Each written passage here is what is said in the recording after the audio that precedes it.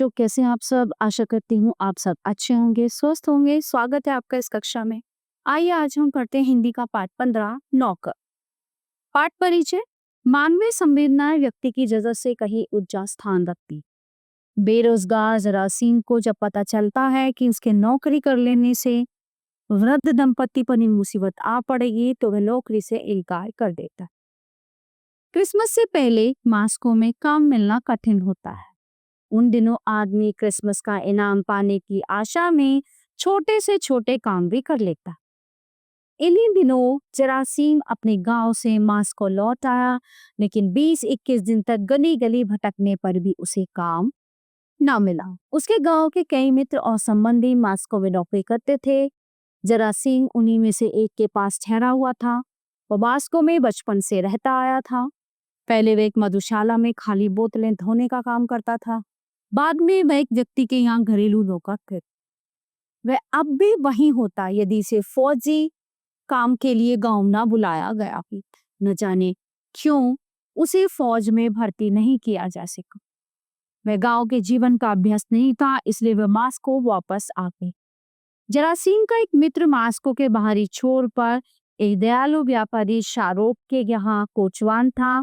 उसका नाम चेगोर दानेलिक था। एक दिन जरासीम अपने इसी मित्र के पास आया। कोचवान ने उसका स्वागत किया और पूछा, क्या हालचाल है, आजकल क्या कर रहे थे? बहुत बुरा हाल है चेगोर दानेलिक, कई सप्ताह से मैं बेरोजगार। चेगोर दानेलिक बोला, तो नए छोकरों के काम करने का ढंग ऐसा है कि जब तक नौकरी करते हैं तब तक तो जैसे बेगार टालते हैं, तभी तो एक बार नौकरी छोड़ने पर दोबारा तुम्हें काम नहीं निकल। जरासीम उदास मन से बैठा था। वो देख रहा था कि उसका मित्र अनावश्यक रूप से बात को बढ़ा चढ़ाकर कह रहा। तथापि उसने कहा, सो तो मैं जानता हूँ, पर तुम्हारे जैसे अच्छे आदमी हैं ही कितने। दुनिया में कोई 10-20 चैगोर तो है नहीं।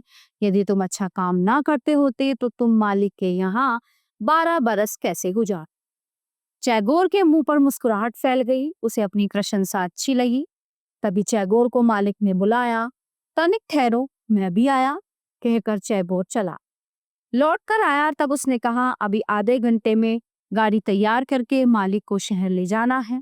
अच्छा सी, यदि तुम चाहो तो मैं मालिक से तुम्हें नौकर रख लेने को।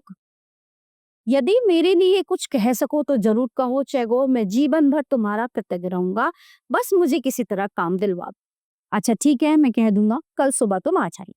शाहरुख के गाड़ी पर बैठते ही घोड़े उड़ चले।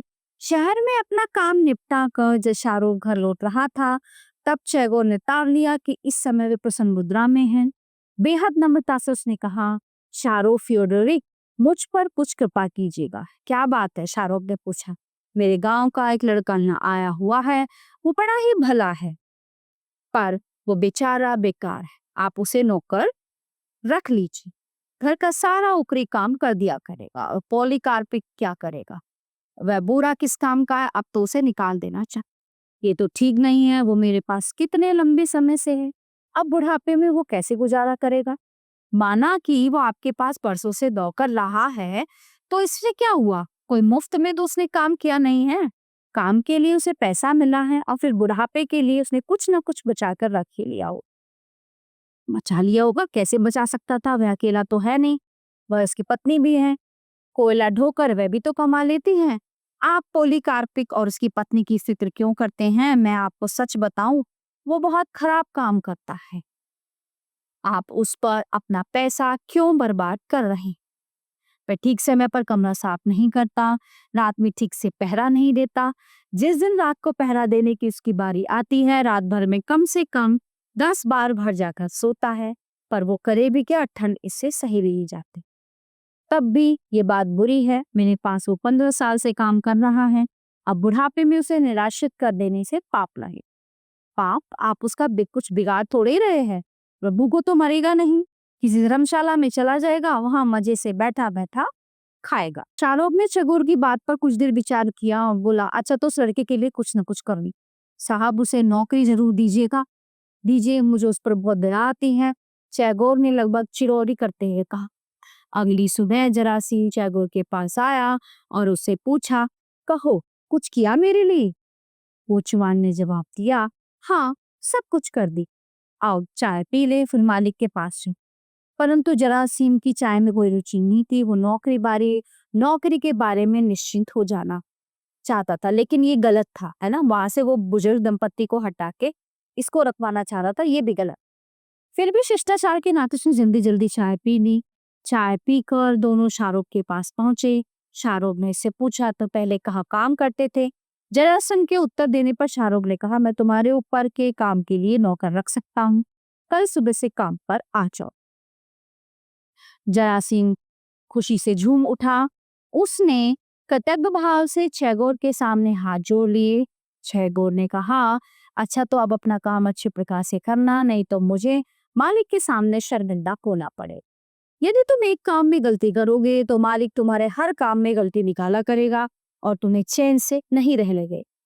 अच्छा ठीक है, कहकर जरासीम चल। कोठी से बाहर फाटक तक जाने के लिए एक चौगान पार करना पड़ता था। जरासीम कहीं से बाहर जाने लगा। चौगान के एक कोने में एक कोठरी थी। कल से जरासीम को उसी कोठरी में रहना। कोठरी में बत्ती जल रही थी। जरासीम उस कोठरी की झलक देखने के लिए उत्सुक हुआ, परंतु खिड़की बंद थी। उसके पल्लों पर बर्फ जम गई थी, इसलिए अंदर झांक कर देखना संभव नहीं था। फिर भी वह खिड़की से सटकर खड़ा हो गया। अंदर कोई बात कर रहा था, तो अब हम क्या करेंगे? अंदर से एक आवाज आई। तो वो जो बुजुर्ग दंपत्ति उस कोठरी में बैठे थे, वो आपस में बातें कर रहे थे, है ना। तो मैं क्या बताऊं, क्या बता सकता, भीख मांगनी पड़ेगी और क्या, और हम कर ही क्या सकते हैं, अब कुछ नहीं रहा। दूसरी आवाज है, हाँ हम गरीबों की जिंदगी कितनी बुरी है, हम सवेरे से लेकर आधी रात तक काम में जुटे रहते हैं और ऐसे ही सारे जिंदगी बिता देते हैं और तब एक दिन सुनते हैं निकल जाओ। तो फिर क्या करें, मालिक कोई हमारा संबंधी थोड़ी है, तो है नहीं, उसके सामने रोना धोना बेकार। वह तो अपना फायदा ही देखेगा और इसमें मालिक का इतना दोष नहीं है जितना कि उस कोचवान का। टैगोर अपने किसी दोस्त को नौकरी दिलाना चाहता है। हाँ वही विष की गांठ है, पर वह उसकी सारी चालाकी निकाल देनी।